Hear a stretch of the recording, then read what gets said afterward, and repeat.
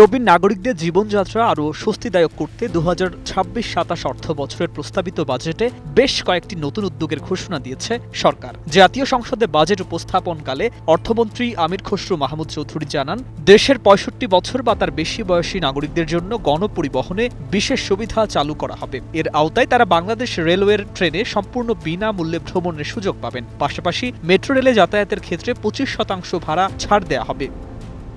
Nova LED TV, ঝকঝকে ছবি, নিখুঁত শব্দ, 5 বছরের ওয়ারেন্টি। নোভা মানে সঠিক মান, নিশ্চিত সেবা। অর্থমন্ত্রী বলেন, দেশের প্রবীণ জনগোষ্ঠীর সামাজিক নিরাপত্তা ও চলাচলের সুবিধা নিশ্চিত করার লক্ষ্যেই এই উদ্যোগ নেওয়া হয়েছে। বয়সের ভারে অনেক প্রবীণ নাগরিক নিয়মিত চিকিৎসা, পারিবারিক প্রয়োজন কিংবা ব্যক্তিগত কাজে বিভিন্ন স্থানে যাতায়াত করেন। যাতায়াত ব্যয়ের চাপ কমিয়ে তাদের জন্য আরও সহজ ও সম্মানজনক জীবনযাপন নিশ্চিত করাই সরকারের উদ্দেশ্য বলে জানান তিনি।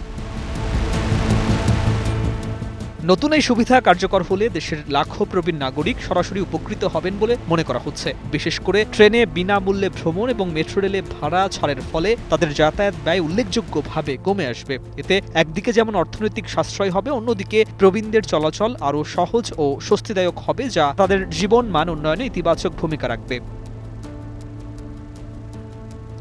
News desk, 21 television.